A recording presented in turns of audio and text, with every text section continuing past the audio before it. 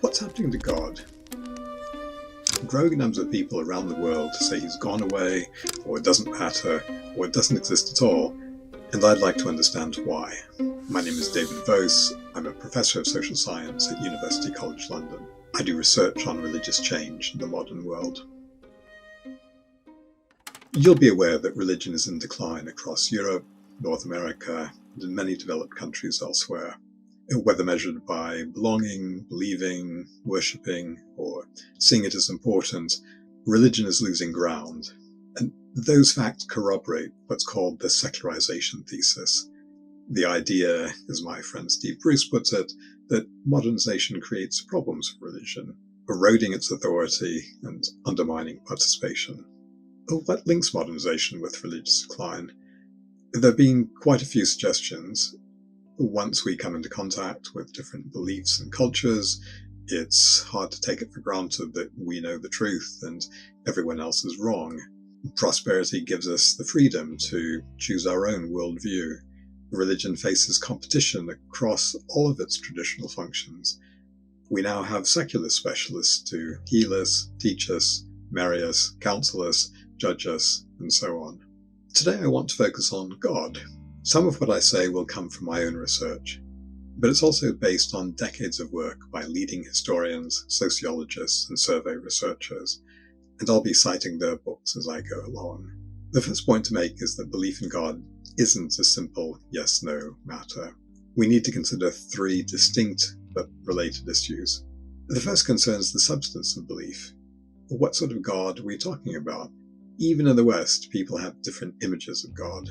The second is its salience. How important is our belief, both personally and to society? For some people, faith matters more than anything else. And for others, their beliefs really don't make much difference. And finally, there's the strength of belief. Some believers have convictions that are intense and certain. Others are subject to extreme doubt.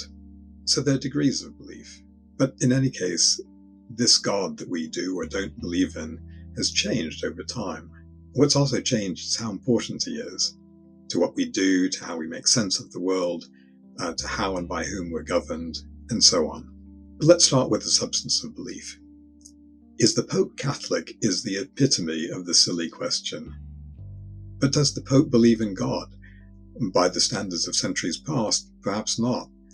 The Pope today doesn't believe in a God who sends plagues as a judgment on human sin, who actively supports one side or another in battle, or who presides over an enchanted world of spirits, demons, and everyday miracles. Popular concepts of God are highly varied, but fewer people now than in the past believe in a judgmental deity engaged with everyday life. God has increasingly come to be seen as distant rather than active in the world. The growing distance and abstractness of God has diminished the importance of belief. The endpoint of the process is doubt, indifference, and outright atheism.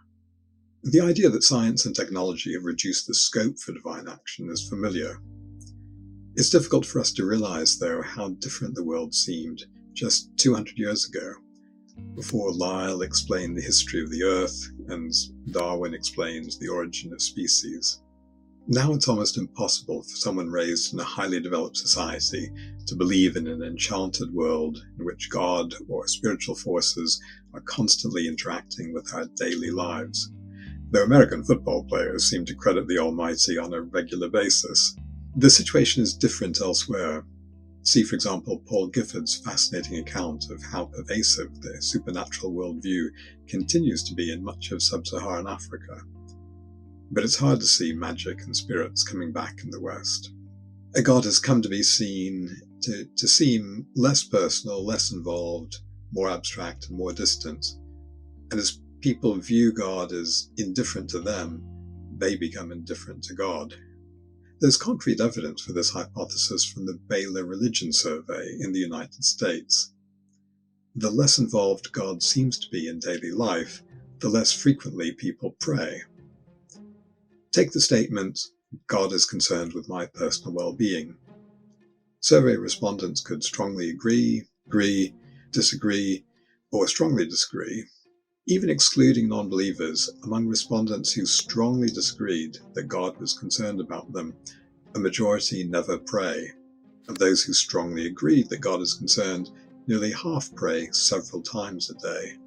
There's a close connection between how confident people feel that God is concerned about them and how much they pray. And similarly, those who don't see God as engaged in the world tend to think of themselves as less religious and to attend church less often. They have more doubts. The substance of belief is changing, its salience is declining, along with its strength. Well, so far this story is consistent with what you might call the folk theory of secularization. Religious belief is disrupted by modern science and technology. But unbelief isn't just about facts. Values matter as well. People not only stop believing in a divine watchmaker, they also stop believing that God is the source of morality, that religious organizations tell us what he wants. Paul Froese and Chris Bader have produced a marvelous analysis of 4 different concepts of God, derived from answers to 2 questions. To what extent does God interact with the world? And to what extent does God judge the world? I've talked about the first question. Let's focus now on the second one. How judgmental is God? And what's the impact on belief? People have stopped accepting that the church, or indeed any institution, should be in the business of defining social norms and compelling obedience to them. The insistence that God has opinions on gender roles, contraception, premarital sex, cohabitation, divorce, homosexuality, abortion, and assisted dying has created a problem for religion, because there's a growing consensus that these are matters of personal choice. Individuals are increasingly confident that they know what counts as good or bad, right or wrong. Who is God to judge?